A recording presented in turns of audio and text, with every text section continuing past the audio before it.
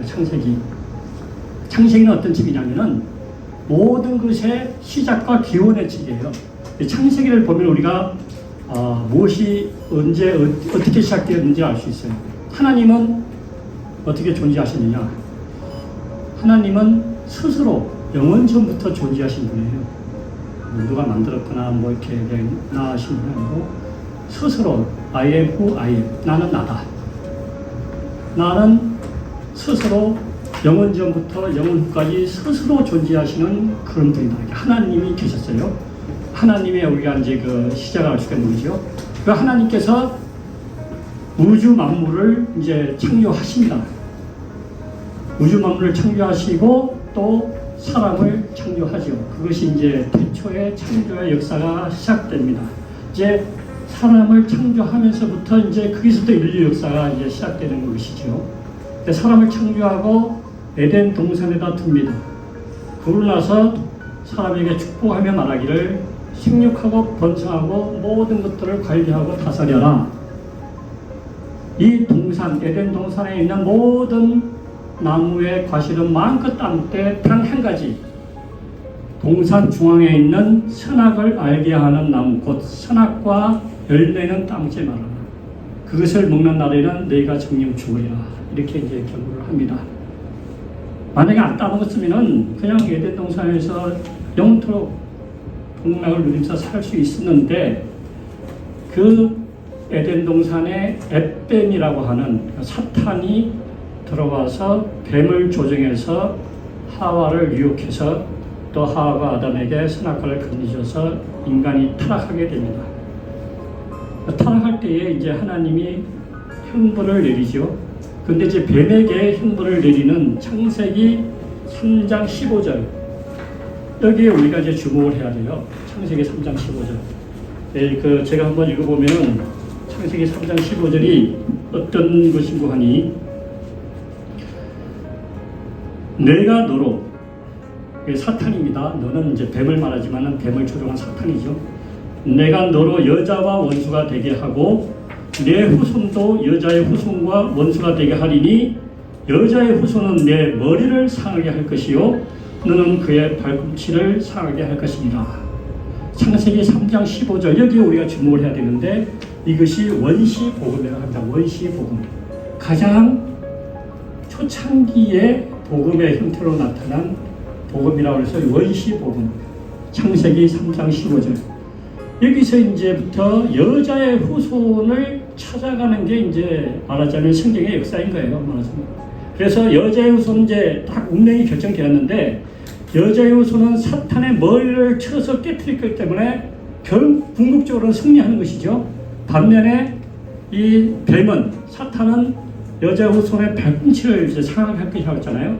십자가 같은 이 죽음을 통해서 아니면 환란과 핍박을 통해서 이제 도전을 해서 끊임없이 괴롭힐 것이라는 그런 의미거든요.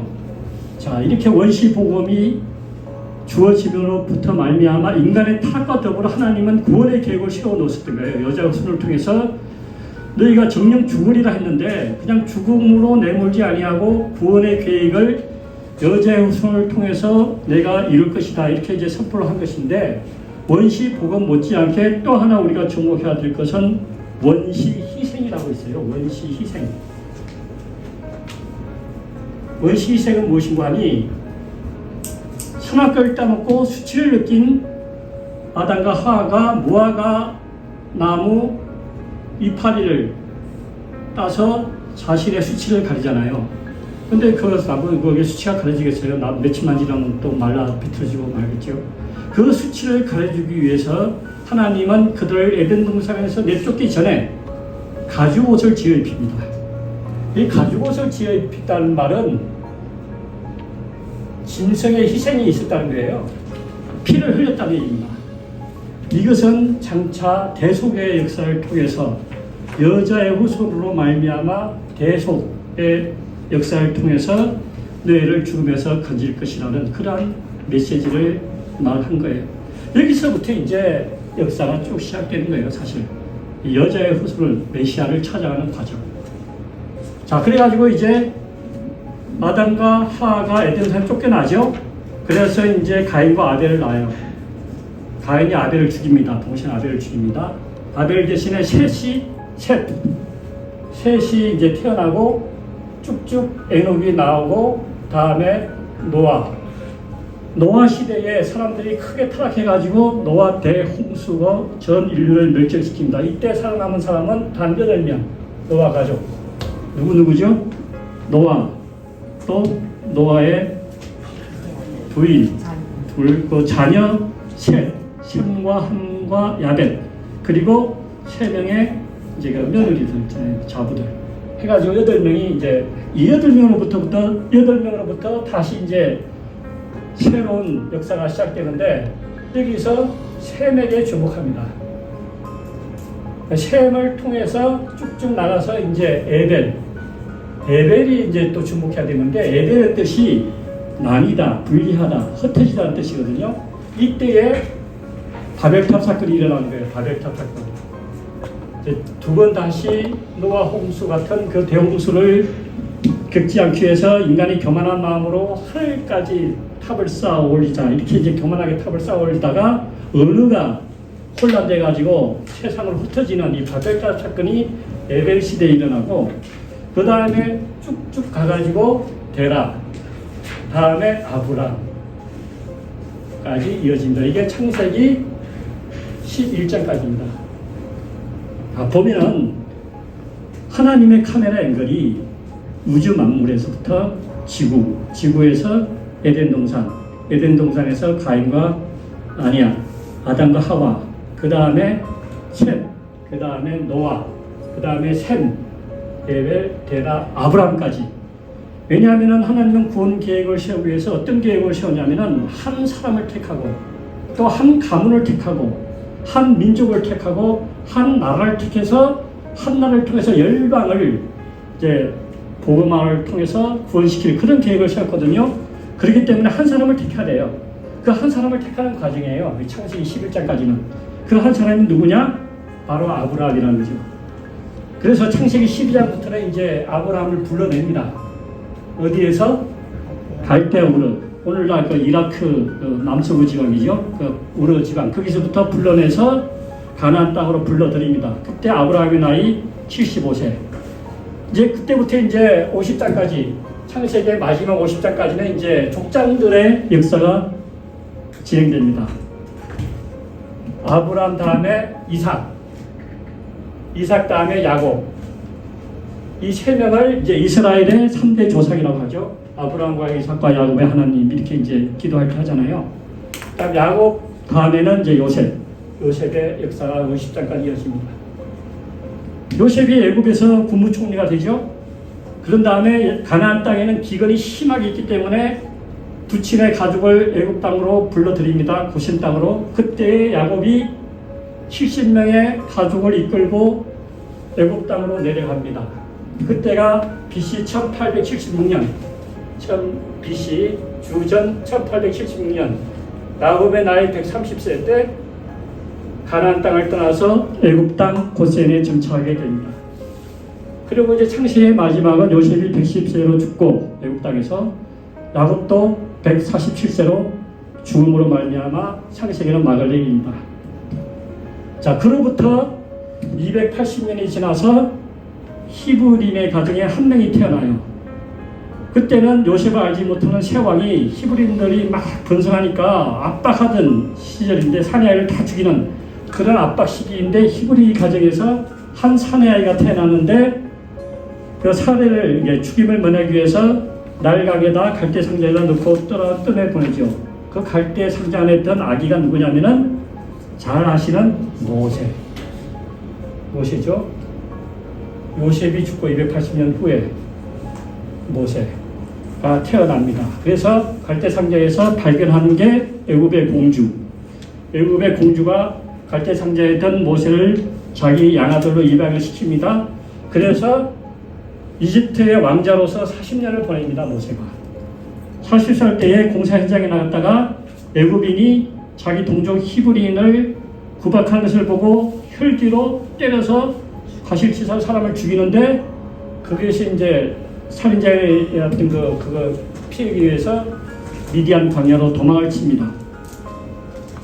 40세에 도망쳐서 여기서 미디안 광야의 목자로서 40년을 또 보냅니다. 80세까지. 이때 모세는 이제 결혼도 하고 십보라는 아내를 맞이하고 아들도 낳고 그래요. 80세 때에 신의 산이라 불리는 호렙산에서 가시나무 뜨기 가운데서 하나님께 소명을 받아요. 출애굽의 소명을 받죠. 가서 내 동족을 바로 왕의 손에서 끌어내라. 그래서 애굽 땅으로 돌아와서 바로와 결투를 해서 이스라엘 백성들을 끌고 나옵니다. 이때 끌고 나온 히브리 민족이 장직만 20세 이상만 60만 명가량 됐으니까 여자까지 포함하고 어린아이까지 포함하면 200만. 그러니까 70명으로 내려간 야곱의 가족이 200만 명의 의젓한 국가로 성장을 한 것이죠. 애굽에서.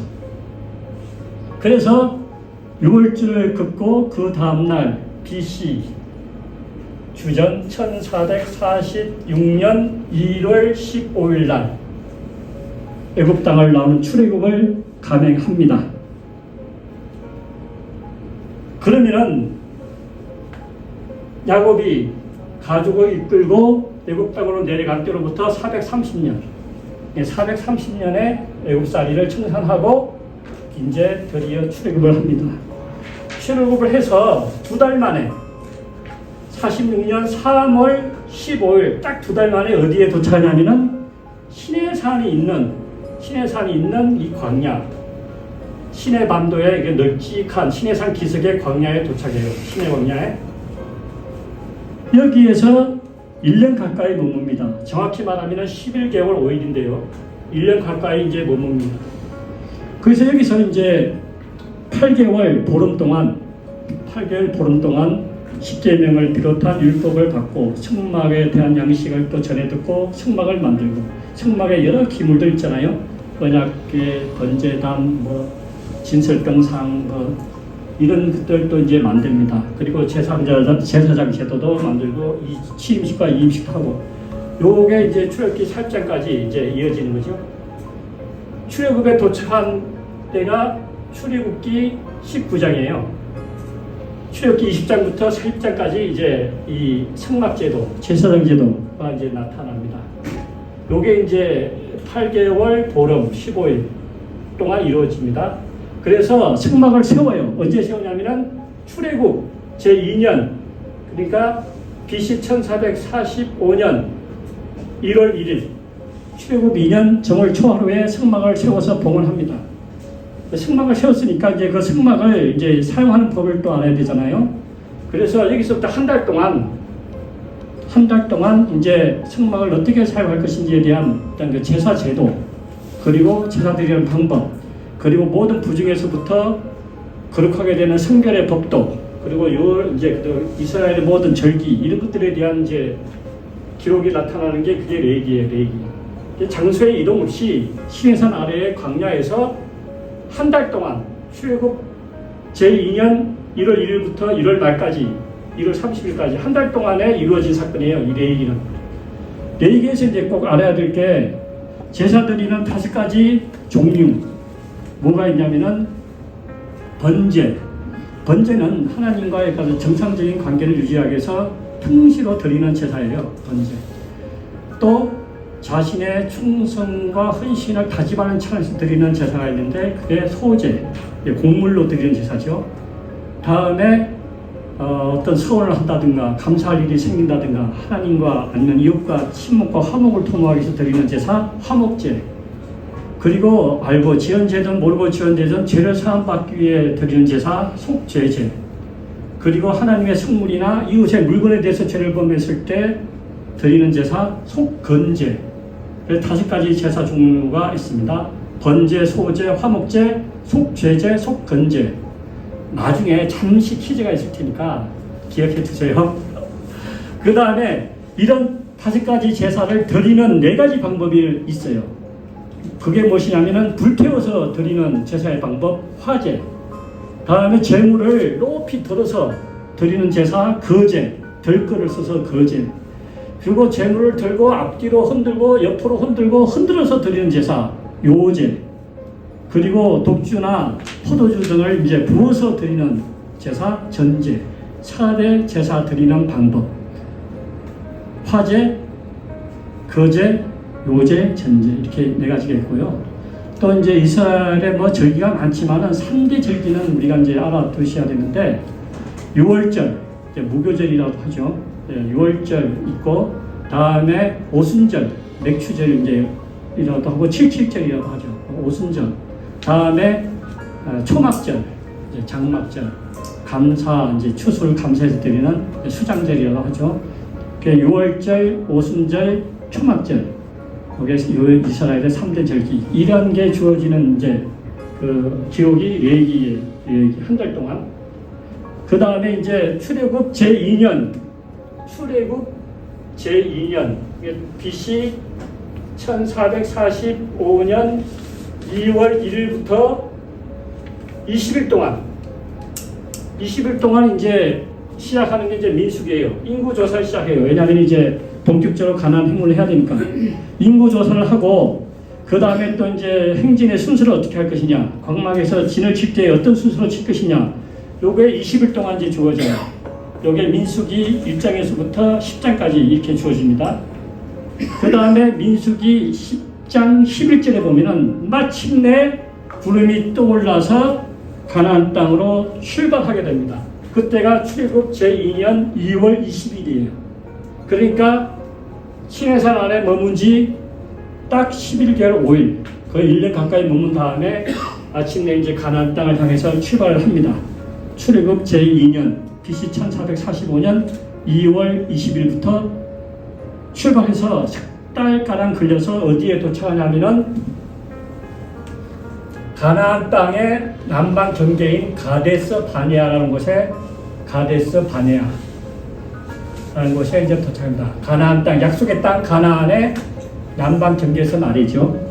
거기에 도착합니다. 여기서 모세가 이스라엘 12지파 중에서 한 명씩 골라서 정탐꾼을 보내요.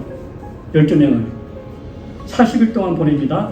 40일 동안 가나안 땅을 탐지하고 들어와서 여러분이 잘 아는 대로 이제 보고를 하는데 갈렙과 여호수아는 그 땅이 좋으니까 당장 올라가서 취합시다. 하나님 우리에게 주신 땅은 정말로 기름진 땅이니까 취합시다. 이렇게 주장을 해요. 그런데 나머지 10명은 그 땅이 좋긴 좋은데 그 땅에 있는 성읍은 견고하고 높고 그 땅에 있는 민족은 장대에서 우리는 그들에 비하면 메뚜기 같은 그런 왜소한 존재다 이렇게 말을 하니까 사람의 심리라는 게 이렇게 만능적으로 쏠리잖아요. 군중심리가. 그래가지고 그 10명의 그 보고를 듣고는 울고불고 난리를 피웁니다. 돌아가자고 애굽으로 다시. 여기까지 와놓고 가나안 땅의 요 경계선까지 와놓고 이때가 출애굽 여기 도착한 때가 출애굽 제2년 5월달이에요. 그러니까 1월달에 출발해서 거의 한 5달 만에 이게 왔어요. 바로 들어가서 취하면 되는데 여기서 돌아가자고 난리 법석을 피우니까 하나님이 엄청 화가 나셨던 것 같아요. 그래서 무시무시한 징벌을 내려요. 어떤 징벌을 내리는 거니 40일 동안 탐지한 기간을 한 해로 쳐서 40년 동안 광야에서 네가 헤매게 될 것이고 홍해를 걷는 때를 기준으로 해서 그때 나이 20세 이상은 다 광야에서 죽게 될 것이다. 다만 예외는 갈렙과 여호수아만 남기고 또 믿음의 복을 한 두 사람만 제하고는 다 죽게 될 것이라고. 어마무시한 그 형벌이잖아요. 그때부터 이제 민수기 요게 이제 13장쯤 나오는데 이때부터 이제 민수기 36장 마지막까지 이제 막 광야를 뺑뺑 이제 도는 광야 유랑기가 바로 민수기예요. 그래서 고생 끝에 이제 출애굽 40년째 되는 BC 40년째 되는 BC 1407년 11월에 어디에 도착했냐면은 요단강 여기가 이제 가나안 땅이에요. 요단강 동편에 또 모압 평원이라는 늪지기가 되겠어요. 여기 이제까지 이르게 됩니다. 여기다 진을 치고 맞은편 요단강만 건너면 17성 있어요. 여기선 맞은편 요단강 동편 여기 모압 평원에다가 이제 진을 치게 됩니다. 그때가 40년째 되는 1407년 주전 1407년 11월 달이에요. 이때부터 이제 한 달 동안 이제 모세가 율법을 갱신하는 설교를 합니다. 모두 3차에 걸쳐 긴 설교를 하는데 신명기가 그게 바로 신명기의 기록이에요. 신명기란 뜻이 계명을 밝히는 책이란 뜻이거든요. 계명을 다시 한번 기억시켜주는 설교를 해요. 이때에 BC 1407년 11월에 60세 이상 된 사람은 딱 3사람만 남았어요. 누굴까요? 네, 모세, 갈렙, 여호수아. 세 사람만 이제 60세 이상이고 나머지는 왜냐면 20대는 다 죽었으니까 다 그냥 60세 이하의 젊은 세대이기 때문에 이 율법에 대해서 이제 희미해졌단 말이에요. 그러고 하면 광야에서 태어난 그 젊은 세대도 많기 때문에 다시 한번 율법을 기억해주는 긴 설교를 한 달 동안 하게 됩니다. 그게 바로 신명기의 기록이에요. 설교를 다 마친 모세가 이제 느보 산맥의 비스가 산 정상에 올라가서 가나안 땅을 조망한 다음에 하나님의 불심을 받고 120세에 임종을 하게 됩니다. 그리고 이제 여호수아 그 전에 이제 여호수아를 자신의 후계자로 세우죠. 그래서 이제 이 12월 한 달 동안 1407년 10일에서 11월 30일까지 이제 설교를 마친 다음에 이제 모세가 죽고 12월 한 달 동안은 이제 애곡을 해요. 30일 동안 모세의 죽음을 슬퍼하는 애곡을 해요. 그 다음에 출애굽 만 40일 되는 BC 1406년 1월에 드디어 여호수아가 백성들을 이끌고 요단강을 건너서 가나안 땅 길갈이라는 데에 진을 칩니다. 그때가 1월 10일이에요. 1월 10일. BC 1406년 1월 10일에 이제 가나안 땅에 들어가서 진을 치게 됩니다. 자, 이게 모세 오경은 신명기로 이제 마무리 짓고 길갈에 진을 친 이때부터 이제 이스라엘의 본격적인 역사가 이제 전개되는 거예요. 아까 이제 모세 오경은 끝났고 이제부터는 이스라엘의 천년 역사가 이제 시작됩니다. 이스라엘 천년 역사는 어떤 식으로 이루어지는가 하니 구분하면은 이래요. 여호수아가 요단강을 건너 길갈에 진을 친 BC 1406년 1월부터 쭉 흘러서 이제 여호수아, 사사기, 룻기 역사 사건 나눌 때 여호수아, 사사기, 룻기, 삼상사마, 왕성왕화, 대상자, 에스라, 네헤미야, 에스더까지 했잖아요. 에스더. 근데 역사서 12권 중에서 룻기하고 이 에스더는 역사적 흐름과는 상관없는 하나의 에피소드를 다룬 거예요. 룻기하고 에스더는. 룻기는 이제 사사시대에 엘리멜렉과 나오미 가정에서 일어난 하나의 사건을 다뤘는데 이 사건을 왜 다루는가 하니 이 룻기의 주인공인 모압인 룻이 여자의 후손, 메시아의 어떤 그 족보를 형성하게 돼요. 다윗의 정조모가 되거든요. 보아스와 결혼해서 오벳을 낳고 오벳이 이새를 낳고 이새가 다윗을 낳고 그러니까 이제 이 역사가 사사시대, 기드온 시대에 아마 일어났던 것 같은데 그때에 이제 일어난 하나의 에피소드. 그게 이제 이게 그리스도의 족보에 룻이 편입되니까 중요한 사건이니까 이 사건을 다루고 있고 에스더는 그 페르시아가 다스리고 있던 그 페르시아 시대의 아하수에로 왕 때에 이제 일어난 사건을 다루고 있는데 역사적으로는 어디에 들어가냐면은 그 에스라 6장하고 7장 그 사이에 에스더 사건이 들어가요. 주전 458년경 이 사건 아하수에로 왕 때 사건인데 이때 이제 유대인들이 하만의 계계로 죽을 뻔하잖아요. 몰살할 뻔하잖아요. 그런데 하나님의 강권적인 승리와 경륜으로 유대인 민족이 이제 다 살아나고 대신에 하만의 어떤 그 아말렉 민족이 이제 몰살당하는 그 과정, 불임절의 사건을 보여주기 위해서 이 에스더 사건이 이제 에피소드를 다뤘어요. 그래서 이스라엘 역사는 한마디로 말하자면은 여호수아부터 느헤미야까지예요. 느헤미야 13장까지 여호수아 1장부터 이때가 1390년이고요. 아니 1406년이고요. 이때가 BC 430년경이기 때문에 한 1000년 역사가 되는 거죠. 대략 1000년, 1406년에서 430년. 이스라엘의 1000년 역사가 이제 이렇게 진행이 되는데, 이 1000년 역사를 이제 크게 나누면은 가나안 정복과 정착 시대 15년. 가나안 정복 전쟁은 7년 동안 치릅니다. 요단강을 건너서. 그리고 대략 정복한 다음에 이스라엘 12지파에게 땅을 분배를 하죠. 그러고 나서 이제 정착을 합니다. 그게 15년이에요. 그리고 이제 여호수아의 죽음, 여호수아가 110세에 이제 임종을 하는데, 저때가 1390년. 여호수아 끝나죠. 그 다음에 이제 사사기가 이제 성경이 시작되는데, 이게 사사시대예요. 사사시대. 사사시대는 길게 진행이 됩니다. 340년 동안. 언제까지 진행되냐면은 여호수아의 죽음부터 이스라엘의 초대 왕인 사울 왕의 즉위까지. 이때가 1050년. 이 340년 동안 이렇게 이제 사사시대가 전개가 되고, 이 사사시대 때 우리가 이제 알아야 될 것은 12명의 사사가 등장해서 이제 이스라엘을 인도하죠. 그런데 사사시대는 한마디로 각자 자신의 소견에 좋은 대로 행한 타락의 시대예요. 타락의 시대.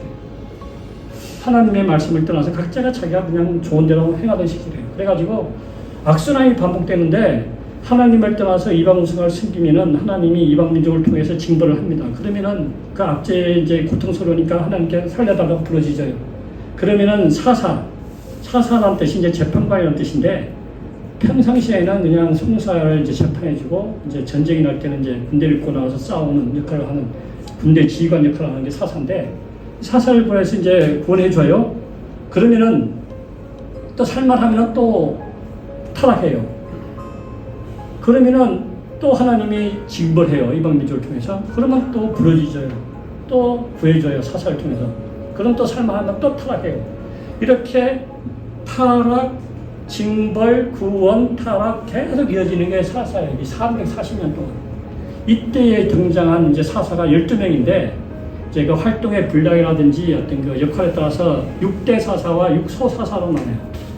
이제 6소 사사는 우리가 뭐 일일이 알 필요 없지만, 6대 사사는 우리가 좀 알아둬야 되는데, 6명의 큰 사사들. 맨 처음 최초의 사사가 누군가 하니 갈렙의 조카인 그 언니엘 최초의 사사입니다. 두 번째 사사가 누군가 하니 모압 왕을 칼로 찔러 죽여서 이제 자기 민족을 구해낸 왼손잡이 사사 있어요. 에훗. 그 다음에 이제 그 바락과 더불어 가나안 땅에 가나안 왕 야빈과 그 시스라 군대를 쳐붙인 그 여사사 드보라. 그리고 이제 300명의 용사들로 이제 13만 5천 명이나 되는 미디안 족속을 쳐부신 기드온. 그 다음에 이제 막 그 암몬 족속과 싸우러 나갈 때 승리하고 돌아올 때 맨 먼저 자신을 환영하는 사람을 하나님께 제물로 바치겠다고 경솔한 맹세를 한 사사 입다. 그래서 나중에 자기 외동딸을 바치는 그런 비유를 듣게 되죠. 사사 입다. 그 다음에 이제 나시 일어나서 머리를 자르지 않고 블레셋 족속을 괴력의 힘으로 쳐부신 그 사사 삼손, 온니엘, 에훗, 도보라, 기드온, 입다, 삼손. 이렇게 6대 사사는 이제 알아두는 게 좋습니다. 그래서 이제 그 사사 시대가 되고, 그런데 이제 이스라엘 백성들이 해보니까 사사하고 왕의 차이는 무엇이냐면은, 사사는 그 영향력이 어떤 지파나 어떤 지역에 국한돼요. 이스라엘 12지파 전체에 미치는 게 아니고 어떤 지파, 특정 지역에 국한되는데, 왕은 이스라엘 12지파 전체에 이제 영향력이 미친다는 거죠. 그런데 이스라엘 백성들이 가만히 보니까 다른 나라는 막 왕들이 앞장서서 막 전쟁을 이끌고 지휘하는 게 멋있어 보였던 거예요. 그래서 우리도 왕을 세워달라고 막 사무엘에게 막 예언을 합니다. 호소를 하고 막 졸라요. 사무엘은 마음에 안 들었지만 하도 좋으니까 하나님이 그러면 왕을 세웠을 때에 폐해를 지적해주면서 왕을 세워주라고 그래요. 그래서 최초로 왕이 세운 게 이제 사울이에요. 사울. 이스라엘의 초려왕이 됩니다. 이때가 BC 1050년. 이때부터 이제 이스라엘의 왕국 시대가 전개됩니다. 왕이 다스리는 시대가 전개되는데, 왕국 시대도 이제 두 부분을 알 수 있는데, 통일 왕국이 있어요. 통일 왕국. 이스라엘 12지파를 모두 다스린 왕, 3명의 왕이 있는데, 사울 다음에 다윗, 2대 왕이죠. 다윗 다음에 솔로몬. 이 3명의 왕은 이스라엘 통일 왕국의 왕들이에요. 모두 40년씩 통치했어요. 그러니까 120년 동안 통일 왕국이 이어지는 거죠. 그래서 사사기 다음에 이제 성경책이 사무엘상이잖아요. 사무엘상은 이제 사울 왕의 행적을 주로 다루고 있는 게 사무엘상이고요. 사무엘상의 마지막은 이제 사울이 죽음으로써 끝나고, 사무엘 하는 이제 다윗을 다루고 있어요. 다윗이 왕위로 될 때부터 이제 쭉 다윗의 행적을 다루고 있는 게 사무엘 하입니다. 다음 이제 다윗이 죽고 열왕기상은 솔로몬의 행적을 다루고 있는데, 이게 이제 11장까지 다루고 있어요. 왜냐하면 12장부터 이제 분열 왕국이 시작되거든요. 솔로몬 왕 때의 큰 치적은 성전을 건축한 것이지만은, 반면에 그 외에도 엄청난 다른 건축 공사를 하는 바람에 백성들이 세금이 너무 많으니까 좀 깎아달라고 이렇게 막 애원했는데, 솔로몬의 아들 르호보암이 깎아주지 않고 더 강하게 다스리겠다고 하니까 북쪽의 10지파가 떨어져 나가서 자기들의 나라를 세웁니다. 그것이 북왕국 이스라엘 10지파로 구성된. 다음에 이제 르호보암을 따르는 2지파가 있는데, 유다 지파와 베냐민 지파 2지파가 세운 게 남왕국 유다. 그러니까 이제 말하자면은 다윗 솔로몬으로 이어지는 다윗 언약, 그러니까 여자의 후손은 어떻게 이어지냐면은 다윗 계통을 이어지기 때문에 다윗 솔로몬 다음에 이제 남왕국으로 이어져요. 북왕국이 아니고, 북왕국으로 이어지는 게 아니고. 북왕국은 여로보암 1세부터 호세아까지 19명의 왕들이 다스립니다. 19명의 왕들이. 근데 하나같이 다 악한 왕들이에요. 막 쿠데타가 막 예사로 일어나고 막 그냥 왕조가 뒤집어지고 막 이렇게 하다가 결국 사르곤 2세가 이끄는 아수르 제국에서 멸망을 합니다. 주전 722년에. 그래서 208년에 이르는 북왕국이 멸망하게 됩니다. 자, 남왕국은 르호보암부터 시드기야까지 20명의 왕들이 다스리는데요. 이 중에서 8명의 왕은 비교적 선한 왕으로 평가를 받아요.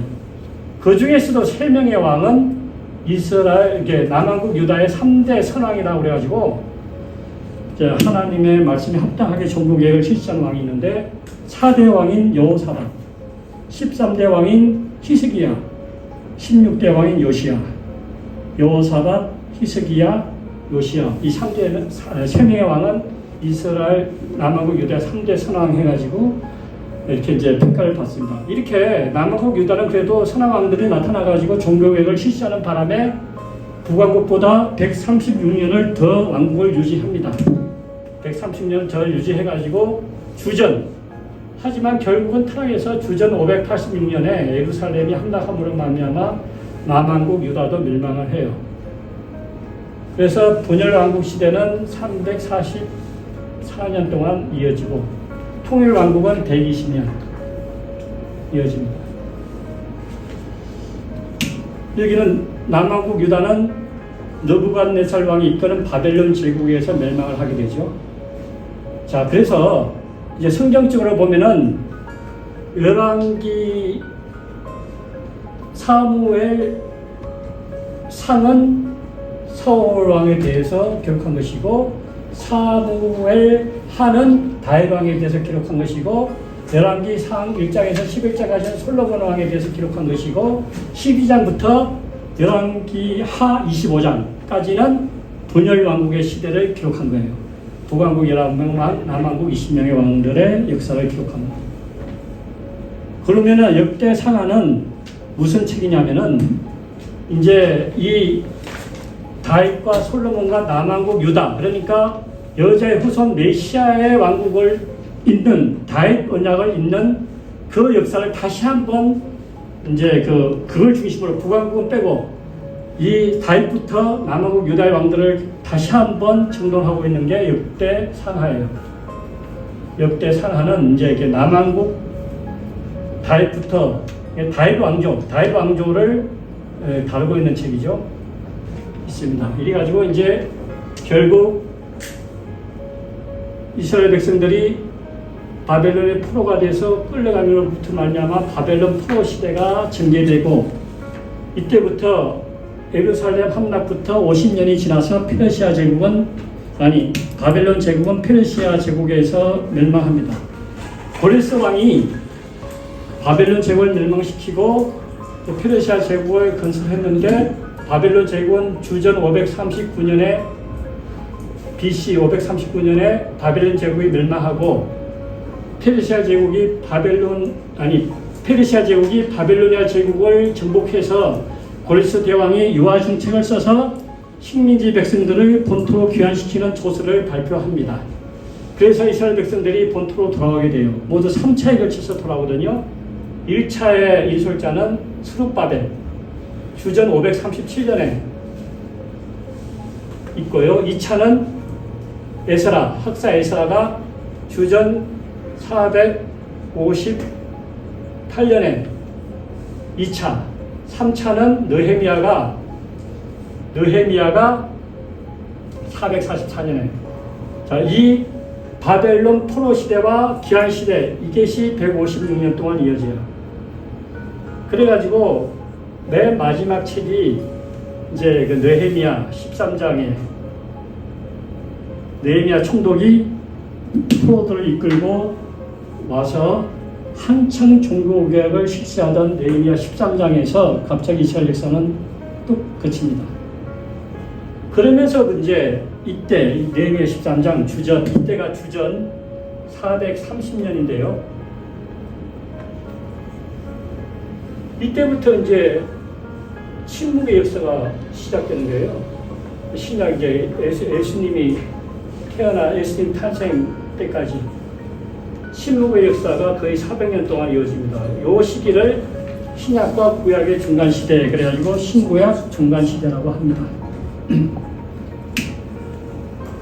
이렇게 이스라엘 역사를 이제 살펴보았고요. 욥기, 시편, 잠언, 전도하다. 욥기는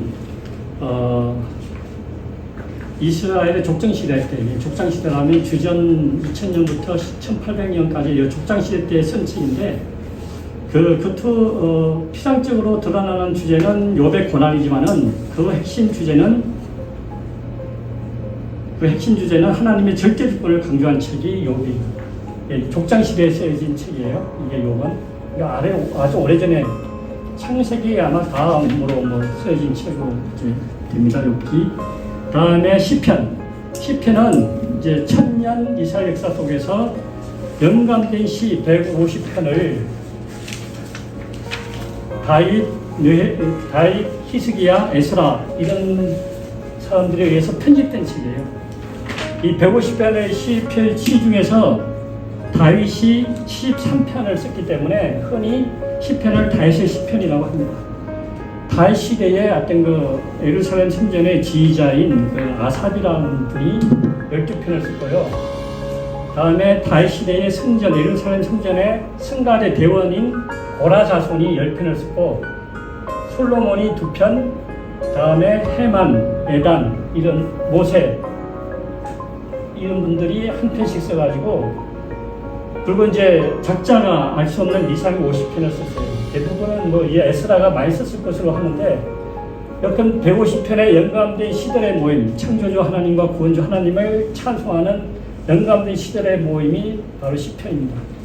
그 다음에 잠언, 전도하가는 솔로몬의 3부작이라고 흔히 말을 합니다. 솔로몬이 20대 젊은 순수한 시절에 쓴 그 그의 문학이 무엇이냐 하면 아가 아주 그 순수한 사랑의 노래죠. 피상적으로는 신랑 신부의 사랑의 노래지만은 그러나 그 영적으로는 하나님과 이스라엘 백성 그리스도와 교회의 어떤 사랑, 순수한 사랑을 노래한 책이 아가입니다. 다음에 솔로몬이 인격적으로 성숙하고 신앙적으로 완숙하던 40대 시절에 쓴 책이 잠언입니다. 잠언의 핵심 내용은 여호와를 경외하는 것이 지식의 근본이다 라는 내용입니다. 다음에 이제 솔로몬이 말년에 타락을 해요. 이렇게 그냥 많은 채첩들을 이제 드리는 바람에 이제 이방우상도 드리고 하는 바람에 타락을 해서 그 후에 모든 세상의 부귀영화와 타락을 겪고서 참여하는 심리로 쓴 책이 전도서예요. 해 아래의 모든 것은 다 헛되고 해 위에 하나님께 모든 가치와 의미가 있다는 그러한 내용이 전도서입니다. 그래서 전도서의 맨 마지막에 보면 사람의 본분이 무엇이냐? 여호와를 경외하고 그분의 말씀을 지키는 것이다. 이렇게 이제 결론을 내는 거죠. 잠언, 전도, 아가는 솔로몬의 3부작입니다. 그 다음에 나오는 책이 이제 선지서 17권입니다. 17권. 이사야부터 말라기까지인데 이 17권이 순서대로 이사야부터 순서대로 역사적인 순서대로 기록된 건 아니에요. 순서대로 배열하면은 오바댜가 맨 앞에 나오고 말라기가 맨 뒤에 나오고 이렇게 됐는데 이 17권에 집중해서 이제 그 활동의 분량이라든지 책의 분량에 따라서 4대 선지자를 이제 우리가 이사야, 에레미야, 에스겔, 다니엘 이 4대 선지자라고 하고요. 나머지 12명 호세아부터 말라기까지는 12명의 소선지자라고 합니다. 선지자들은 이제 무엇이냐면 하나님의 말씀을 받아서 선포하는 거거든요. 이스라엘 백성과 열방들을 향해서 선포하는데 하나님의 말씀을 받아서 선포하는 사람을 참선지자, 하나님의 말씀이 아닌데 거짓으로 선포하는 선지자를 거짓 선지자라고 하는데 거짓 선지자도 많이 등장하게 됩니다. 그건 이제 이들이 활동한 시기에 따라서 이제 예루살렘 멸망 전에 활동한 선지자도 있고 예루살렘 멸망 때에서 활동한 선지자도 있고 포로 이제 에스겔 다니엘 같은 경우는 포로된 땅에서 활동한 선지자도 있고 바벨론 포로 이후에 활동한 선지자도 있어요. 학계, 스가랴, 말라기는 이제 바벨론 포로 이후의 시대에 활동했고 그 외에 이제 그 에레미야는 예루살렘 함락 그 전후를 시대에 이제 활동한 선지자고 이렇게 이제 또 남왕국 유다를 무대로 활동한 선지자도 있고 북왕국 이스라엘을 무대로 활동한 선지자도 있고 이렇게 이제 선지자들의 활동이 이제 다양하게 나타나고 또 그 선지자들 중에서 그 성경을 기록한 선지자 성경에 나타난 16명의 선지자가 있는 반면에 엘리야나 엘리사 같은 경우는 아주 위대한 선지자였지만 성경을 기록을 안 했죠. 그런 비문서 선지자도 있고 선지자 이제 문서를 기록한 성경을 기록한 선지자도 있고 이렇게 예언서는 다양하게 나눕니다.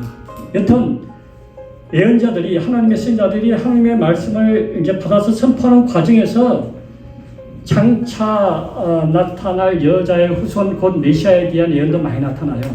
이사야 53장 같은 경우가 그 대표적인 거잖아요. 그가 찔림은 우리의 죄악을 인하며 이렇게 이제 쭉 나오는데 장차 여자의 후손인 메시아가 나타나서 인류의 죄를 대신하고 십자가를 질 것을 예언하고 있죠. 이세의 줄기에서 다윗의 후손으로서 태어날 것도 예언하고 있죠. 미가서 5장 2절에 보면은 베들레헴 에브라다 베들레헴 땅에서 메시아 예수가 태어날 것도 예언하고 있죠. 스가랴 9장에 보면은 그가 어린 나귀 새끼를 타고 예루살렘에 들어갈 것을 예언하고 있죠. 이렇게 선지자들의 이제 예언 속에서 메시아가 장차 나타나서 인류를 구원할 것이라는 메시지가 나타납니다. 이렇게 나타나는데 맨 최후의 선지자인 말라기 4장에서 두 가지 예언을 해요. 어떤 예언을 했는가 하니 장차 치료하는 광선을 바라는 어려운 태양이 떠오를 것이다. 그 어려운 태양, 어려운 해가 바로 메시아 예수죠. 여자의 후손으로 예언된. 근데 그 전에 엘리야가 나타날 것이다 라고 해요. 그 엘리야가 누구냐면은 나중에 예수님이 바로 세례 요한이라 말하잖아요. 이렇게 두 가지 예언을 함으로 말미암아 구약의 최후의 선지자 말라기가 이제 딱 끝나게 되고 그때부터 더 이상의 선지자가 나타나지 아니하고 그냥 침묵의 시간이 400년 동안 흘러요. 그게 신구약 중간기인데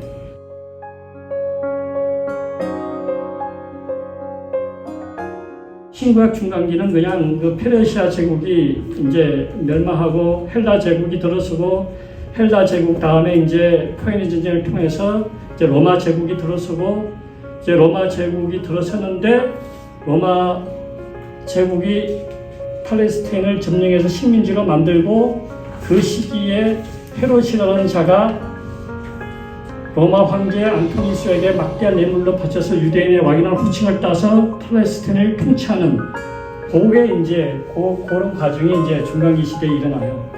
그래서 예수님이 태어났을 때의 통치자는 헤롯 대왕이에요. BC 37년부터 BC 4년까지 요 34년 동안 팔레스타인을 통치했는데 그 마지막 통치 시기에 예수님이 태어나요. 그 유대인의 왕으로 자기 말고 누가 태어났다는 동방박사에 말고 아기 예수를 죽이려고 하니까 애국으로 피난 갔다가 헤롯 대왕이 죽고 다시 돌아와서 갈릴리 지역의 나사렛에서 이제 어린 시절을 보냅니다. 그리고 30세 때 BC 27년에 이제 세례 요한에게 세례를 받으러 딱 요단강으로 나오면서부터 본격적인 신학이 시작돼요.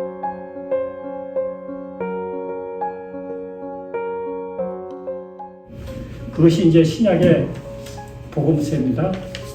예수님의 행적과 삶과 가르침을 기록한 책이 복음서 4권이에요. 마태, 마가, 누가, 요한. 이 중에서 마태, 마가, 누가, 복음 요 3권을 공관 복음이라 공관 복음. 같은 관점에서 기록한 예수님의 행적, 전기를 중심으로 기록한 책이고 요한복음, 맨 마지막에 기록된 요한복음은 그 공관 복음을 확정하고 그것의 신학적인 의미를 추구하고 있는 책이 요한복음이에요. 약간 성격이 달리합니다. 여하튼 이 4권의 책은 복음서라고 합니다. 신학 27권 중에서 복음서. 그런데 이 복음서가 왜 4권이 필요하느냐? 이 4권은 서로 독립적이기도 하지만은 서로 보완적이기도 해요. 4권을 다 모아놓을 때 한층 더 예수님의 행적이 풍부하게 나타나거든요. 한 예로 그 가상칠언이라고 예수님이 십자가 위에서 외친 7마디 말이 있는데 그것은 내 복음서를 다 모아놨을 때의 가상칠언이 나와요. 마태복음만 보면은 십자상의 두 강도가 예수님을 다 욕하는 걸로 나타나 있는데 누가복음을 보니까 그 중에 한 강도는 마지막에 회개하고 구원받은 걸로 나오거든요. 이렇게 서로 보완해주는 역할을 하기 때문에 사복음서를 다 이제 살펴보면은 예수님의 행적이 더 풍부하게 나타납니다. 그런데 사복음서의 마지막은 다 똑같이 결론이 되어져요. 어떤 결론이냐 하면은 이제 예수님이 십자가에 죽으시고 부활하시고 사흘 만에 부활하시고 성천하시는 장면으로 다 마무리가 되는데 성천하기 직전에 제자들에게 지상 대명령을 내립니다. 그것이 무엇인가니 너희는 가서 모든 족속으로 제자를 삼아 세례를 주고 그들에게 내가 너에게 가르친 것을 그들로 가르쳐서 지키게 하라. 이게 지상명령인데 이렇게 지상명령을 내리고 이제 하늘로 승천하시죠. 이것이 사복음서의 마지막입니다. 그 다음에 부터는 이제 이 예수님의 지상명령을 실행하는 과정이 나타나는데 사도행전이 시작됩니다. 사도행전은 이제 첫 부분에서 이제 예수님의 그 지상명령을 다시 한번 강조해요. 예수님이 감람산에서 제자들에게 마지막으로 또 명령합니다. 너희는 예루살렘과 온 유다와 사마리아와 땅끝까지 가서 나의 정인에 대해서 내 복음을 전파하라 이렇게 말하죠. 그래서 사도행전 1장부터 12장까지는 이 예루살렘과 온 유대와 사마리아까지 이제 전도하는 과정이 나타나요. 여기서 이제 주요 인물은 사도 베드로, 요한, 사도 요한, 그리고 스데반, 빌립 이런 사도들과 집사들 7집사죠. 빌립 같은 경우는 스데반 같은 경우는 7집사 중에 이제 2명인데 이런 분들에 의해서 예루살렘을 중심으로 유대 땅을 중심으로 그리고 빌립 같은 경우는 사마리아까지 가서 이제 복음을 전하는 과정이 사도행전 1장부터 12장까지 나옵니다. 13장부터는 이제 사도 바울이 이방인의 사도 바울이 1차 전도여행, 2차 전도여행, 3차 전도여행 그리고 로마 여행까지 통해서 이제 복음을 전하는 과정이 쭉 나옵니다. 사도 바울은 AD 주후 34년 그의 나이 32살 되던 해에 회심을, 다메섹 도상에서 회심을 하고 아라비아 광야에서 3년 동안 정진 묵상하고 다음에 자기 고향인 다소에 가서 한 10년 가까이 머물러 있다가 47년에부터 이제 전도여행을 떠나기 시작합니다. 1차 전도여행, 지금의 이제 튀르키예 지방, 소아시아 지방을 중심으로 전도여행을 떠납니다. 그리고 이제 더 멀리는 그리스 지역, 마케도니아 지역까지 가고, 근데 이제 로마에서 전도하기를 소원해가지고 나중에 유대인들에게 붙잡혀서 이제 그 로마 황제에게, 로마 신분이 있기 때문에 로마 황제에게 내가 재판을 받겠다 해가지고 로마 황제에게 상소해서 배를 타고 로마 제국의 심장부인 로마까지 들어가게 됩니다. 그래서 그때는 이제 죄인이 아니고 피해자 신분이 있기 때문에 로마 근교의 한 셋집에서, 하나의 셋집에 머물면서 이제 가택연금된 상태에서 비교적 자유롭게 사람들을 면회하고 만나는 과정에서 각 처의 교회에게 편지도 써보내고 그리고 복음을 전하는 그런 역할을 하게 됩니다. 그것이 사도행전 28장, 사도행전 28장에서 셋집에서 복음을 전하는 그 과정까지 딱 이어집니다. 그래서 이제 사도행전이 끝나게 되고 그 다음부터는 이제 서신서, 편지를 써보는 서신서가 이제 진행되는데, 사도 바울이 써보낸 편지가 로마서에서부터 빌레몬스까지 13권이거든요. 각 교회에 대해서 문제점에 대해서 이제 지적해주면서 이제 편지를 쓰게 되고, 이렇게 막 또 어떤 개인에게 또 부탁하기 위해서 편지를 쓰게 되는데, 사도 바울이 쓴 13권의 책을 이제 분류를 하자면은 교리 중심으로 편지를 쓴 게 6권입니다. 로마서, 고린도 전후서, 갈라디아서, 데살로니가 전후서가 이제 교리 중심의 편지고, 로마 옥중에서 쓴 옥중서신 4권이 있어요. 빌립보서, 에베소서, 골로새서, 빌레몬서. 그 다음에 이제 당시 목회를 하고 있던 그 젊은 목회자 2사람에게 보낸 편지가 디모데 전후서, 그리고 디도서, 요 3권. 이걸 목회서신 3권, 옥중서신 4권, 다음에 교리서신 6권 해가지고 13권의 편지를 쓰게 됩니다. 다음에 이제 빌레몬서 다음에 히브리서가 나오죠. 히브리서부터 유다서까지 이 8권을 히브리서, 야고보서, 베드로 전후서, 요한 1, 2, 3서, 유다서까지 8권을 공동서신이라고 해요. 공동서신. 왜 공동서신이라고 했는가 하니, 바울 서신과 구별하기 위해서 이제 이렇게 공동서신이라고도 하고, 또 편지의 대상이 어떤 특정한 교회나 개인이 아니라 그냥 공동으로 두루두루 돌아가면서 회람하면서 읽으라고 보낸 편지이기 때문에 공동서신이라고 해요. 히브리서는 구약의 제사 제도를 신학적인 관점에서 메시아 중심으로, 그리스도 중심으로 재해석한 책이 히브리서예요. 야고보서는 행함이 있는 믿음을 강조한 책이 야고보서예요. 이 야고보는 여러분이 혼동하기 쉬운 게 예수님의 제자 야고보가 아니에요. 사도 야고보가 아니고 예수님의 육신의 친동생인 그 야고보예요. 예수님이 이제 부활 승천하고 나서 예루살렘의 지도자, 사도 야고보는 일찍 순교를 당했어요. 그래서 이때는 살아계시지 않고요. 그 야고보가 쓴 이제 행함이 있는 믿음을 강조한 책이 야고보서. 이제 베드로 전후서는 이제 그때가 핍박의 시기이기 때문에 산소망을 가지고 핍박을 견디고 변치 말고 신앙을 잘 유지하라는 그런 내용을 쓴 게 베드로 전후서. 다음에 요한 1, 2, 3서, 사도 요한이 쓴 요한 1, 2, 3서는 설명하려면 좀 긴데, 이 영지주의, 그 당시에 그 이단 사상, 영지주의에 대한 경계를 이제 하고 있는 책이 요한 1, 2, 3서에 나오거든요. 영지주의가 뭐냐면은 영육이원론이에요. 영은 선한데 육은 악하다는 거예요. 그래서 육신은 악하고 더럽기 때문에 어떻게 뭐 굴려도 상관이 없다는 거예요. 타락해도 상관이 없고 우리가 구원받는 건 영이라는 거죠. 그래서 도덕 폐기론자, 도덕을 갖다가 신경 쓰지 않고 살아가는 그런 그 영지주의, 그것이 초대교회에 엄청나게 영향을 끼치기 때문에 영문변을 잘해서 그런 이단에 속지 말라, 이렇게 표기를 쓴 게 요한 1, 2, 3서. 순회 전도자들 잘 듣게 하라, 그게 요한 3서. 그 다음에 유다서도 이 유다도 야고보를 쓴 야고보의 동생이에요. 예수님의 육신의 동생이죠. 유다가 이제 어떤 이단과 배교자들에 대해서 준엄한 심판을 하고 있는 메시지를 선포하고 있는 게 유다서.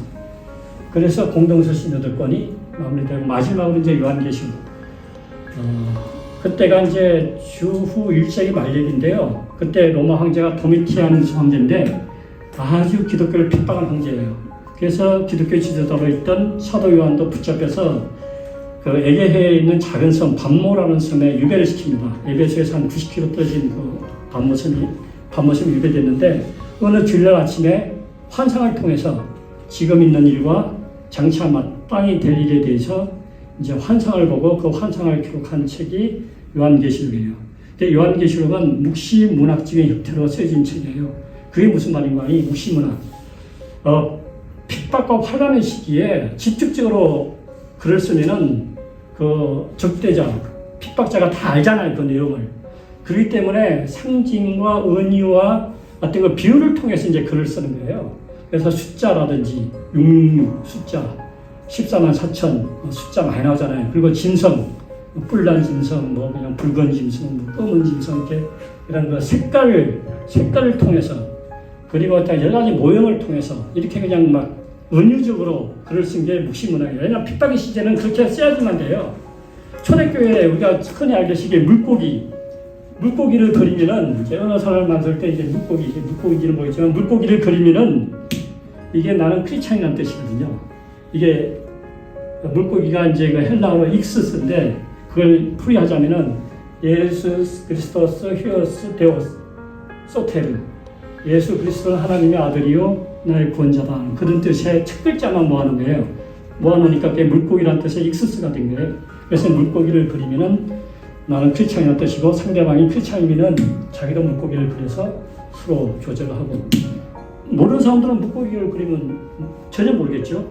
그렇기 때문에 사도 요한이 요한계시록 쓸 때에 여러 어떤 막 형상들, 숫자들, 색깔들을 쓴 것은 그런 핍박의 시기에 크리스찬들에게 보내는 어떤 묵시문학 그런 사인이고 신호였던 거예요. 이렇게 읽어보면 어려워요. 요한계시록 난해해요. 왜냐하면 그렇게 쓰여졌기 때문에. 근데 결론은 분명해요. 뭐냐면은 종말의 시대에 사탄이 대환란, 대핍박을 하겠지만은 교회와 성도에 대해서 그러나 하나님의 능력과 그리스도의 계획으로 마침내 사단의 계획은 괴멸되고 그리스도와 교회가 승리한다는 거예요. 여기서 교회를 이제 어떤 믿는 자들의 모임이지, 그죠? 교회. 근데 예배당이 아니고 믿는 자들의 모임 에클레시아. 교회와 성도가 승리한다는 거예요. 그래서 사탄과 그 추종 세력은 영원한 무적행, 바닥에 없는 무적행 불못에 떨어지고 그리고 그리스도의 신부된 교회와 성도들은 구원을 받아서 생명체에 기록된 그 이름들은 구원을 받아서 새하늘과 새 땅과 새 예루살렘에 들어가서 영생 복락을 누릴 것이다 라는 것이 요한계시록의 메시지예요. 그 메시지를 깨달은 사도 요한이 맨 마지막 한 말이 이거예요. 그 모든 일이 예수 그리스도의 재림께 일어나기 때문에 아멘 주 예수여 오시옵소서 이렇게 이제 끝나는 게 요한계시록의 마지막이에요. 왜냐하면 예수님의 재림 때 그 모든 것이 일어나거든요. 그래서 우리도 성경을 읽을 때에 아멘 주 예수여 오시옵소서 그런 심정으로 성경을 읽어야 될 줄 압니다. 이것으로서 성경 66권을 전체적으로 살펴보았거든요.